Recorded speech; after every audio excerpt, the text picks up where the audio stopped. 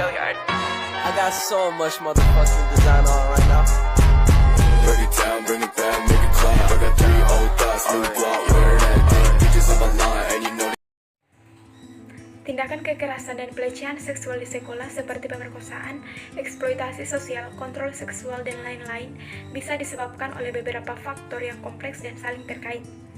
Beberapa penyebab umum yang diketahui meliputi ketidakadilan gender, budaya patriarki yang masih meluas di beberapa masyarakat dapat menciptakan lingkungan yang tidak setara antara pria dan wanita.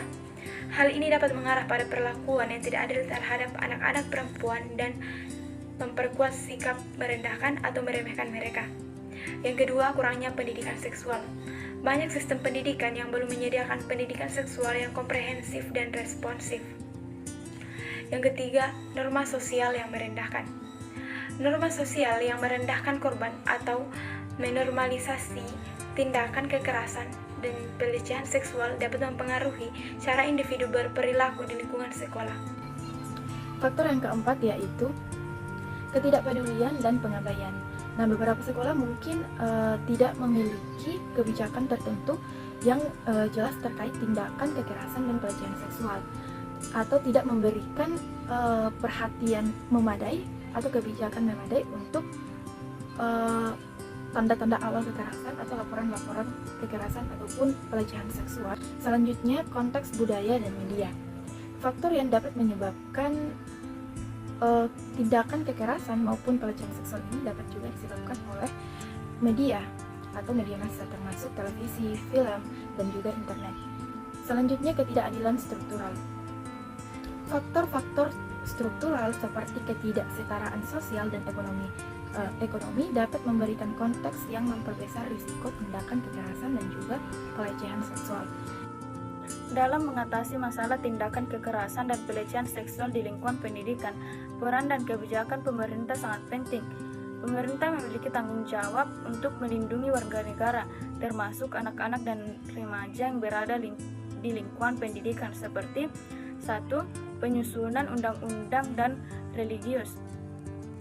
Pemerintah perlu menyusun undang-undang yang jelas dan tegas terkait tindakan kekerasan dan pelecehan seksual di lingkungan pendidikan. 2. Kampanye sosialisasi dan pendidikan. Pemerintah perlu melakukan kampanye sosialisasi dan pendidikan yang melibatkan semua stakeholder di lingkungan pendidikan, seperti siswa, guru, orang tua, dan staf sekolah. 3. Pembentukan lembaga pengawas. Pemerintah dapat membentuk lembaga pengawas yang bertanggung jawab untuk mengatasi dan mengevaluasi kebijakan dan program-program yang berhubungan dengan keamanan di lingkungan pendidikan. 4. Pelatihan dan pendidikan bagi tenaga pendidik. Pemerintah dapat menyediakan pelatihan dan pendidik yang terkait dengan penanganan kasus tindakan kekerasan dan pelecehan seksual bagi tenaga pendidik. Penyediaan layanan konseling dan rehabilitasi. Pemerintah perlu menyediakan layanan konseling dan rehabilitasi yang memadai bagi korban tindakan kekerasan dan pelecehan seksual di lingkungan pendidikan. Nah, layanan ini harus mencakup dukungan emosional, medis, hukum, dan pendidikan agar korban dapat pulih dan melanjutkan kehidupan mereka dengan baik. Nah, kemudian penegakan hukum. Pemerintah harus memastikan penegakan hukum yang tegas terhadap pelaku kekerasan dan pelecehan seksual di lingkungan pendidikan. Nah, mendorong partisipasi aktif masyarakat. Pemerintah dapat mendorong partisipasi aktif masyarakat dalam melawan tindakan kekerasan dan pelecehan seksual di lingkungan pendidikan. Ini dapat dilakukan melalui kerjasama dengan organisasi masyarakat. Dari penjelasan mengenai peran dan kebijakan pemerintah untuk mengatasi masalah tersebut dapat dikatakan solutif karena mencakup responsif terhadap korban dan efektif dalam pencegahan, pemberian pengawasan dan penegakan yang kuat, melibatkan partisipasi aktif dari masyarakat, serta evaluasi dan penyesuaian, di mana kebijakan ini dilengkapi dengan mekanisme evaluasi yang berkelanjutan untuk mengukur keberhasilannya. Terdapat beberapa pihak yang memiliki kewajiban dalam penanganan kasus tersebut. Yang pertama, pihak sekolah. Nah, pihak sekolah memiliki tanggung jawab utama dalam menciptakan lingkungan yang aman dan bebas dari kekerasan dan pelecehan seksual. Kemudian yang kedua, guru dan staf sekolah. Nah, guru dan staf sekolah juga bertanggung jawab untuk mengawasi kegiatan di lingkungan sekolah. dan mengidentifikasi serta melaporkan kasus kekerasan atau pelecehan seksual yang terjadi. Kemudian mereka juga harus dilatih untuk mengenali tanda-tanda kekerasan dan pelecehan, kemudian merespon dengan tepat dan melindungi keamanan korban. Ya. Dan yang ketiga, siswa.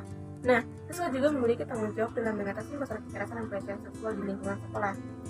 Mereka harus menghormati hak manusia, kemudian saling menghormati, berperilaku dengan sopan terhadap teman sekelas. Kemudian siswa diharapkan melaporkan insiden kekerasan atau pelecehan yang mereka saksikan atau alami kepada guru, staf, atau pihak sekolah lainnya. Pancasila sebagai dasar negara Indonesia memiliki perspektif yang elegan dalam menangani masalah tindakan kekerasan dan pelecehan seksual di sekolah.